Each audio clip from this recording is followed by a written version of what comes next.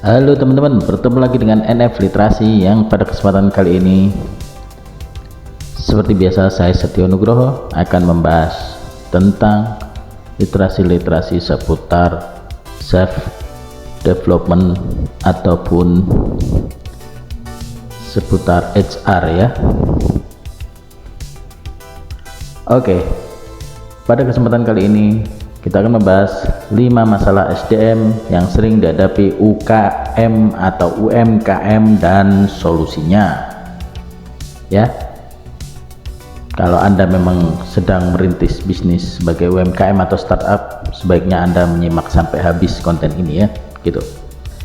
Oke, yang paling pertama adalah rekrutmen yang tidak tepat ya.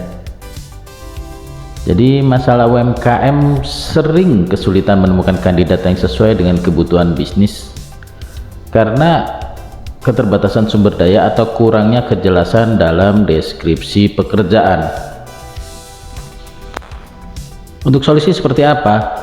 Ya buat deskripsi pekerjaan yang spesifik dan jelas gitu ya. Gunakan platform rekrutmen online atau jejaring komunitas lokal, pasti banyak itu ya. Sebelum Anda paid untuk bayar di Jobstreet dan lain sebagainya, coba bisa hubungi komunitas-komunitas yang memang bergerak sama dengan industri Anda gitu ya. Kemudian terapkan proses wawancara berbasis kompetensi untuk menilai calon karyawan secara objektif gitu ya. Selanjutnya, kurangnya pelatihan dan pengembangan.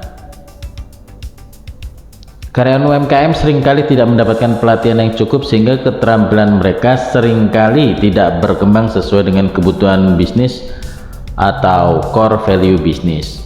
Misalnya nih, kita pengen kecepatan 100 ya, tapi karena tidak ada in-house training jadinya ya jalannya di 60 aja terus gitu sampai nanti gitu ya. Solusinya gimana? Ya, adakan pelatihan sederhana seperti workshop internal atau kursus online. Kalau perlu kita datangkan mentornya atau kita sekolahkan ibaratnya. Jadi pilihannya dua, antara mendatangkan mentor ke tempat kita untuk melatih tim atau timnya yang disekolahkan gitu ya, agar operasional semakin berkembang gitu. Terus kemudian berikan mentoring langsung dari pemilik usaha atau manajer senior. Ada PR tuh dengan karyawan-karyawan yang tidak memiliki inisiatif yang tinggi, jadi harus manajer senior atau pemilik usaha langsung touch gitu ya ke bawah. Kemudian buat rencana pengembangan karir meski dalam skala kecil ya. Ini adalah karena kenapa seringkali banyak yang tanya jenjang karir itu, jenjang karirnya ada nggak Pak gitu ya. Kita bisa menjelaskan walaupun dalam skala kecil. Kemudian masalah selanjutnya adalah tingkat turnover yang sangat tinggi. Karyawan mudah keluar karena tidak merasa puas dengan lingkungan kerja, gaji, atau peluang untuk jenjang karir itu tadi ya. Jadi solusinya adalah ciptakan lingkungan kerja yang mendukung dan inklusif. Itu sudah pasti. Kemudian tawarkan insentif sederhana seperti bonus kinerja atau fleksibilitas waktu bekerja. Berikan apresiasi secara rutin atas kontribusi mereka gitu sih. And then pengelolaan kinerja yang kurang efektif ya. UMKM seringkali tidak memiliki sistem penilaian kinerja yang terstruktur seperti KPI, OKR gitu ya, raport daripada karyawan tiap periodiknya, sehingga sulit mengetahui produktivitas karyawan. Cenderung lebih yang bisa menjilat dalam tanda kutip, malah karirnya bagus tapi yang benar-benar produktif malah tidak terpantau gitu ya. Like and dislike sistemnya kalau dihukum rimba.